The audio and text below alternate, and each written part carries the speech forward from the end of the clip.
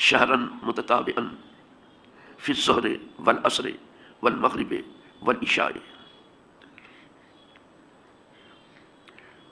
والصلاة الصبح اذا قال سمع اللہ لمن حمدہ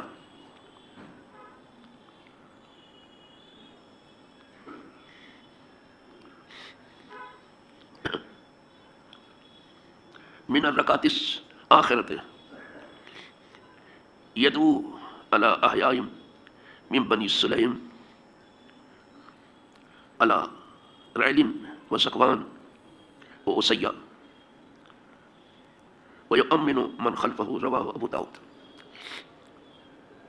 یہ قنوت کا باب جو چل رہا ہے، یعنی دعائے قنوت، اس کی دوسری فصل ہے۔ یہ سید المفسرین سے مروی ہے، عبداللہ ابن عباس رضی اللہ تعالیٰ عنہ سے۔ انہوں نے بھی کہا کہ حضور نے 1 مہینہ مسلسل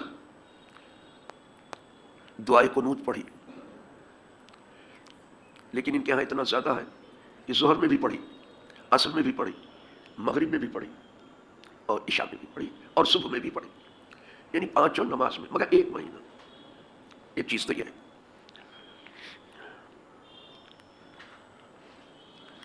اور یہ رکوع کے بعد پڑھتے تھے، پہلے آخری رکعت میں رکوع کے بعد پڑھتے۔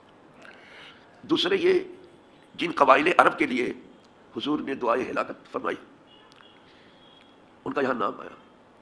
بنی سلیم کے کچھ قبیلے تھے، ان کا نام بتایا، ریل ہیں، زکوان ہیں، عصیہ ہیں، یہ سب قبیلوں کے نام ہیں۔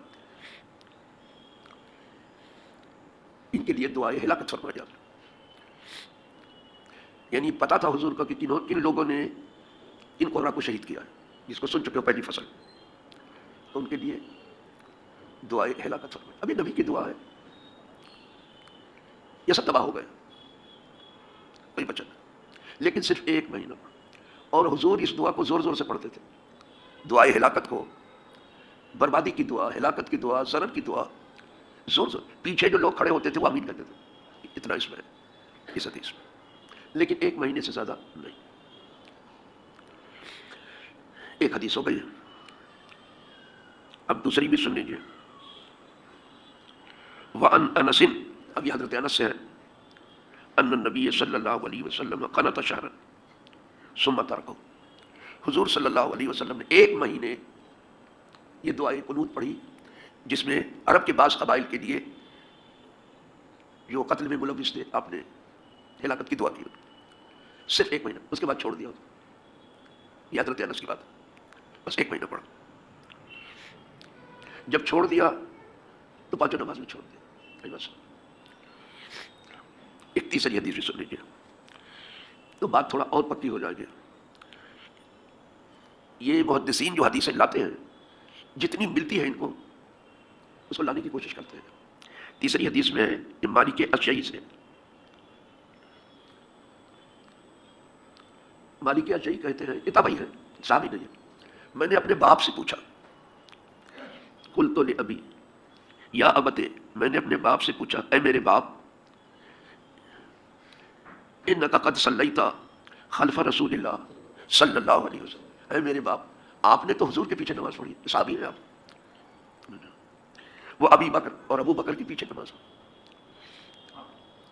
ابو بکر کے پیچھے بھی نماز، حضور کے بعد، بلکہ حضور کی زندگی میں بھی 17 نماز ہے، تو آپ نے ابو بکر کے پیچھے بھی نماز پڑھی ہے۔ بڑا اچھا سوال کر رہے ہیں۔ وہ عمر اور آپ نے عمر کے پیچھے بھی نماز پڑھی، وہ عثمان اور آپ نے عثمان کے پیچھے بھی نماز پڑھی،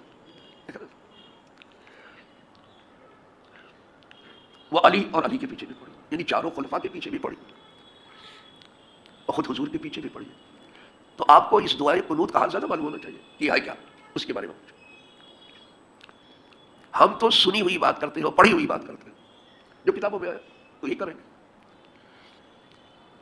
بیچ میں اتنے راوی آتے ہیں جن کو کبھی کمزور کہا جاتا ہے، کبھی قوی کہا جاتا ہے، لیکن کہا آپ نے تو خود کیا ہے،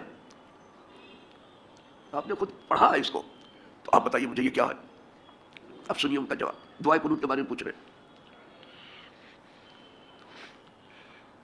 جب انہوں نے کہا، لیکن جب حضرت علی کا نام لیا تو کوفہ کا بھی نام دیا کیونکہ مولا علی مدینہ منورہ سے رخصت ہو کے کوفہ آ گئے تھے.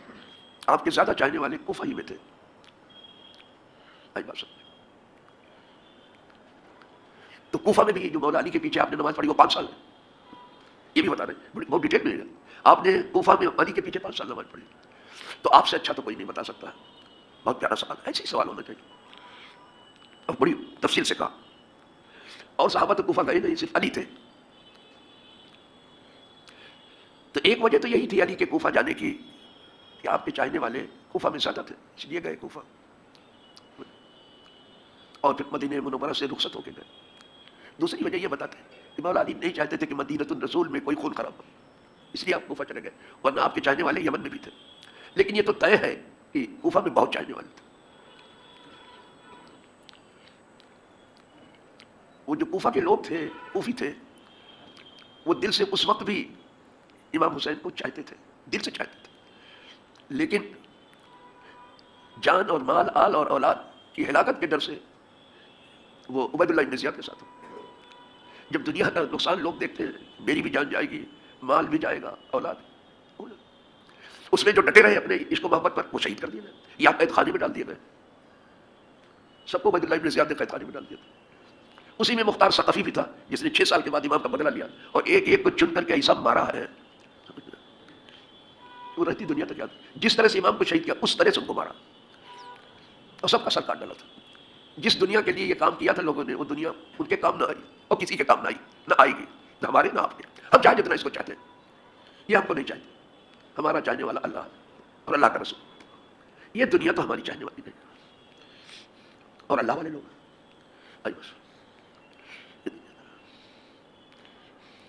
یہی جو عبید اللہ بن زیاد کمانڈر ان چیف تھا, اس کا بھی سر کاٹا ہے. عمرو بن سعد کا بھی سر کاٹا ہے. شمر کا بھی سر کاٹا ہے. یہ بہت بڑا بدبخت تھا شمر. اب اگر کوئی کہیں سے ان کو ڈیفینڈ کرنے چلتا ہے, ان کی مدافعت کرنے چلتا ہے, تو اپنا دامن بچا نہیں سکتا. کسی طرح سے بچا نہیں سکتا, بچا نہیں سکتا. ان کا تو سر کٹ گیا تھا. یزید رہ گیا تھا, وہ 4.5 سال میں گھٹ گھٹ کے مرا. وہ تو خیر مرا, لیکن اس کا بیٹا معاویہ بہت چاہتا تھا. معاویہ بیٹے کا نام بھی معاویہ رکھا تھا. وہ پرہیزگار تھا, نیکوکار تھا. اس کو تخت و تاج سونپ دیا تھا یزید نے. وہ صرف 40 دن بیٹھا اس پر. اس کے بعد کہا مجھے یہ تخت و تاج نہیں چاہیے. اس تخت و تاج سے جو ہے بوئے شہیداں آ رہی ہیں, ان کی خوشبو آ رہی ہے شہیدوں کی. دیکھا جس آل اولاد کے لیے وہ بھی کام نہیں آئی. دیکھو خود یہ دنیا یزید کے بھی کام نہیں تھی, 40 سال میں تو ختم ہوا. اس کے اولاد کے بھی کام نہیں آئی. تو جو دین چھوڑ کر کے دنیا اختیار کرتا ہے, یہ دنیا اس کی ہے نہ اس کے آل اولاد کے. وہ کرنے کو جو کرنا ہے کر لے, کرتے رہے لوگ. کیا کیا نہیں کرتے اپنے لیے, اپنی آل اولاد. تو چلو تھوڑا سا ادھر بھی بتا دیا میں نے. تو کہا علی کے پیچھے تو آپ نے 5 سال نماز پڑھی ہے, آپ بتائیے کہ دعائے قنوت کیا ہے. اب جواب سنیے ان کا.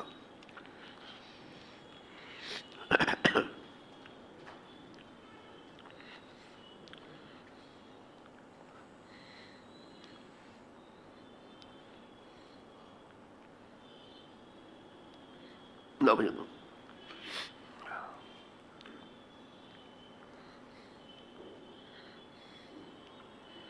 جواب ان کو سنیا.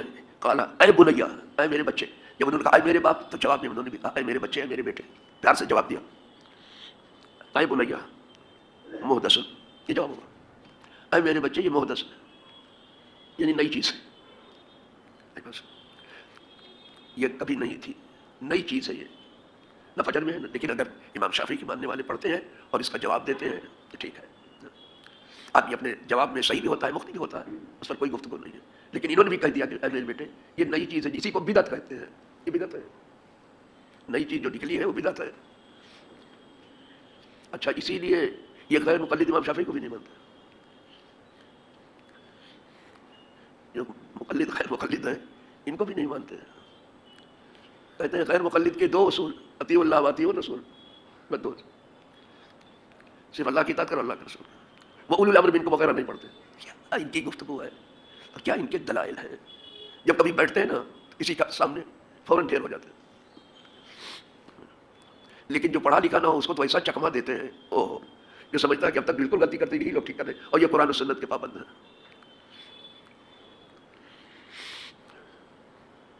تو جواب میں صرف اتنا کہا یا بنیا محدث نئی چیز ہے، بدعت ہے.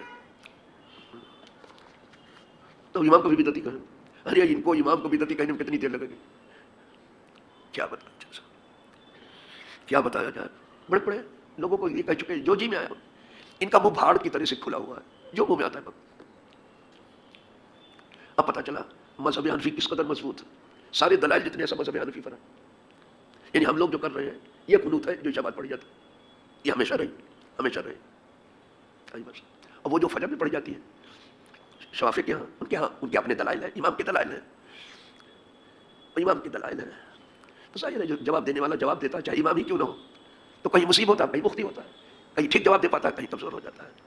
لیکن یہاں جتنی حدیثیں آئیں سب احناف کی تائید. اسی پر دوسری فصل ختم ہو گئی.